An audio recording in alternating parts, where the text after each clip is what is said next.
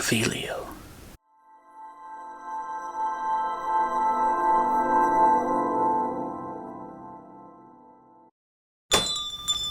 Welcome, wizards, witches, and nomads. My name's David Syczylo, and thank you for taking the time out of your day and visiting my channel, Wands and Reviews. Mary Elizabeth was a British witch, described as a humble person with dark hair. She was the only child of her Muggle parents that operated a fruit and vegetable shop. At the age of 11, while working at her parents' shop, she received her letter informing her that she was a witch. This came to a big surprise to her parents, but they accepted the news and welcomed magic into their lives. Together, they traveled to Diagon Alley, where Mary was able to purchase all of her school supplies. It was said that she has fond memories of walking into Ollivander's wand shop for the first time, as most young witches and wizards do, where she purchased her wand. It is assumed that Mary Elizabeth attended Hogwarts School of Witchcraft and Wizardry and was sorted into Ravenclaw House, though no official record has been located.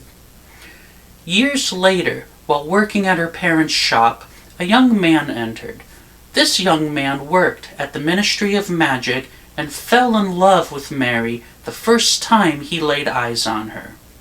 This young man was Reginald Cattermole, and eventually the two of them married and had 3 children, Maisie, Ellie, and Alfred.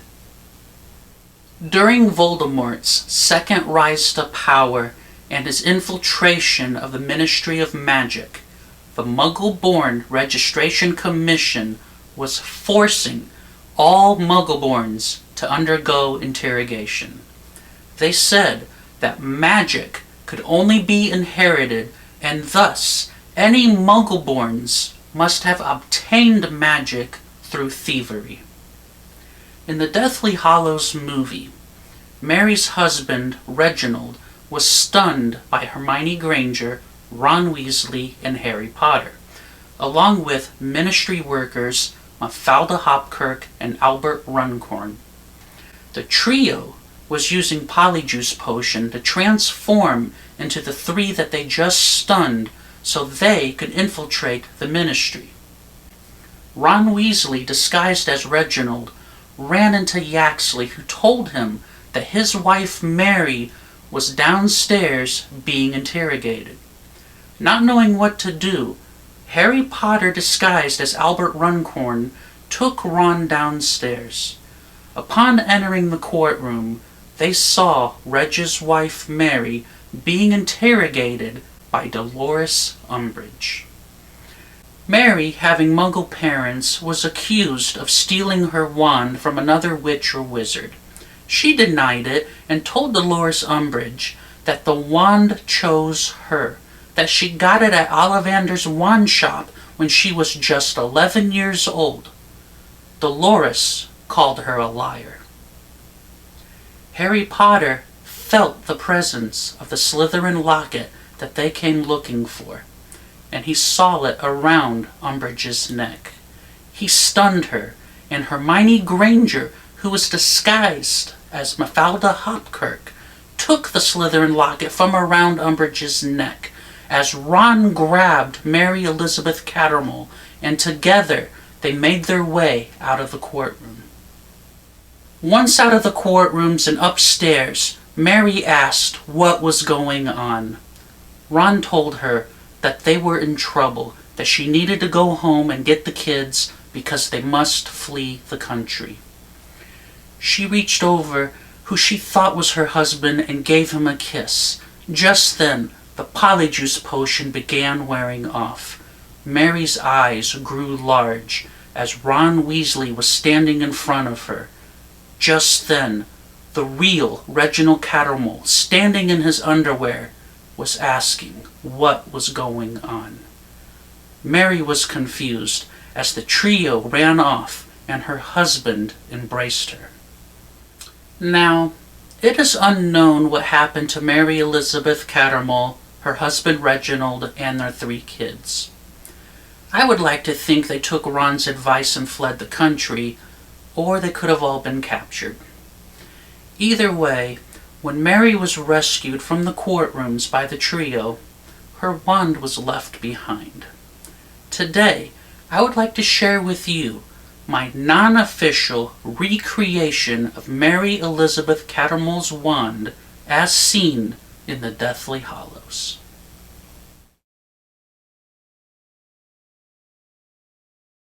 Before I share with you the wand that I recreated for Mary Elizabeth Cattermole, I just wanted to say that her wand is briefly seen in the Deathly Hallows when Dolores Umbridge holds it up and asks Mary if the wand belongs to her. Using the movie and some behind-the-scenes imagery of other wands that closely resemble the wand that is shown on screen for that scene during the Deathly Hallows, I ended up using just a little bit of my artistic interpretation to complete the wand. So with that said, let me present to you my recreation for Mary Elizabeth Cattermole's wand. Here is my recreation of Mary Elizabeth Cattermole's wand. The wand measures in at 13.75 inches in total length. The shaft of the wand, like most wands in the Harry Potter movies, is straight. It is attached to a handle which I made as a separate piece.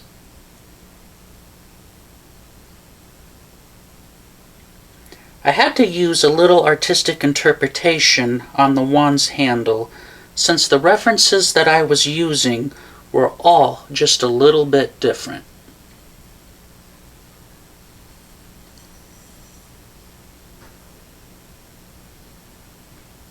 As for the coloration of the wand, I did not want it to be just one solid color, since in the film it looks like there are varying shades of color on the wand. I gave Mary's wand a little bit of a swirl and a color pattern.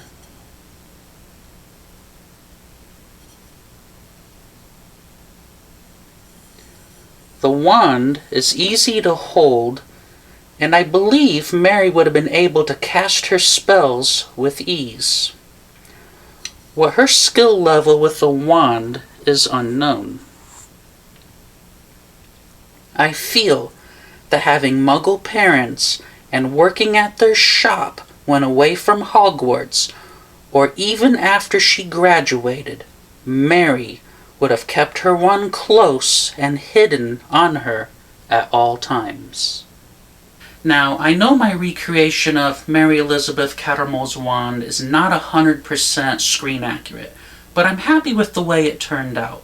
Maybe one day, I don't know, but if I acquire some better imagery of the actual wand used in this scene, I'd go back and recreate the wand again. But until that time, I'm very happy with the way Mary Elizabeth Cattermole's wands turned out, and I hope you are too.